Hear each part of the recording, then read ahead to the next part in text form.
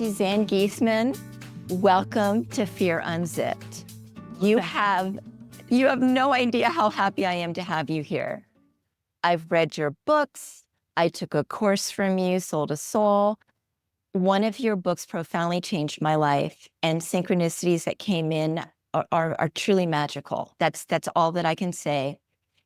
And I'm going to read this because I want to get this right. I don't normally read my guest bios, but you are on the Watkins list of 100 most spiritually influential living people. No surprise to me whatsoever. Your gift of multidimensional communication has been verified in labs by noted afterlife researchers. Again, no surprise to me. There's something very special about you. And the thing is, the way you got started is a 180-degree change from what you're doing. And that is what I marvel about your story. So we're going to dive right in. Will you do me a favor and share with us your beginning, what you did before you became one of the world's top mediums? Yeah. That's the 180 out part. I had a full career as a naval officer. I spent 20 years in the Navy. Never foresaw myself as a spiritual teacher or communicating across the veil. Very left brain, very by the book, had a very traditional career for a woman at that time. I wasn't allowed on ships by law, but I served ashore in 9 different tours. I taught political science at the Naval Academy. I have a master's degree in national security affairs. So there's that left brain side again. And I was a special assistant to the chief of naval operations in one tour, a commanding officer of a shore unit in another tour. And ultimately, my favorite job that was such an honor was being asked personally by the chairman of the Joint Chiefs of Staff, the head of the entire United States military, to be his aide de camp. And that was awesome. It involved flying on Air Force One with the president. We flew around the world and met kings and queens personally. Top secret hearings on Capitol Hill. It was very exciting and certainly did not preview any of the work that I'm doing now.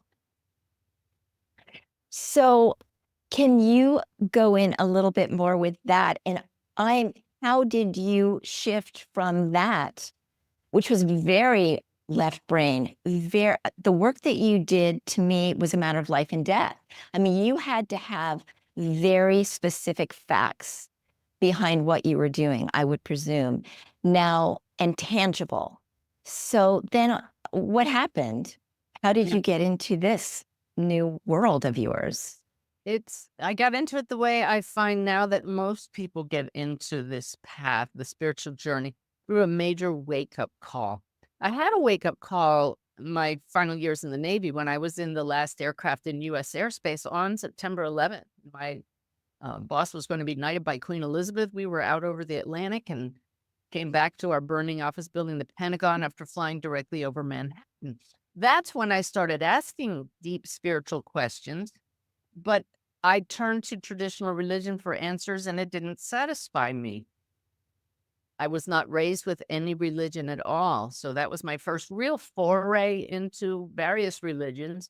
And I just set that aside. And my husband and I retired from the military, went off sailing into the sunset in our sailboat. Basically, Sandy, I was running away from life after 9/11. And life caught up with us when we were off the coast of Croatia. We had sailed there across the Atlantic Ocean. And we got word that we needed to call home from a payphone, if you remember what those are. Oh, yeah. And we have cell phone service in 2006 when this happened. And we found a phone and called home and found out that my stepdaughter, Susan, a sergeant in Marines, here she is right here, had been struck and killed by lightning crossing the flight line at work. Her husband didn't want her to go to Iraq. She wanted to volunteer and go to serve in Iraq. And he said, no, it's too dangerous. So she stayed back and was just reporting to duty and struck by a bolt out of the blue. But I see now that's part of some big soul plan, because as a result of her passing, I just checked my YouTube statistics. My videos have reached 12 million views.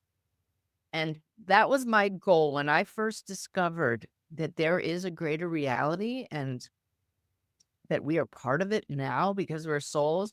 I said, this is my new mission, to reach millions with the awareness that we're souls. So those are numbers, but they're really validating that that wake-up call served a real deeper purpose that we couldn't see at the time.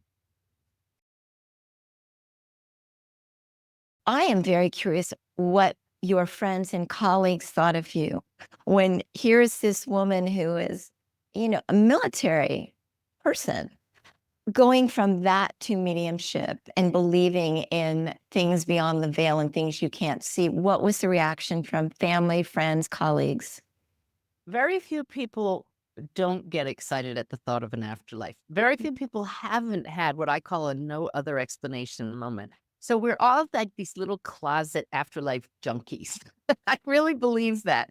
And the beauty in my background is they know me and they know they can trust me. So it gives people the permission, tacit permission to talk about these things. As for example, there's a documentary about my change in careers called Messages of Hope. It's on Amazon Prime and YouTube. And we recreated the scene where I came out of the closet about my new work to the former enlisted aide to the chairman. I was the senior officer aide to the chairman. And he's now CEO of his own company. And we met at a steakhouse and we're having this nice little talk. And I said, Ranger, that's his nickname, Ranger Jones. I said, Ranger, I need to tell you what I'm doing right now. And I told him about talking to people who have passed. And he looked at me. He took his cell phone, he turned it off, he moved it away, and he said, if this were anybody else, I would be saying, waiter, check, please. And that's the reaction I've gotten from everyone, including my husband, who knows me better than anybody. He says he knows I don't lie. He knows I don't exaggerate. And he hears the evidence that I discern every time. And you can't deny it.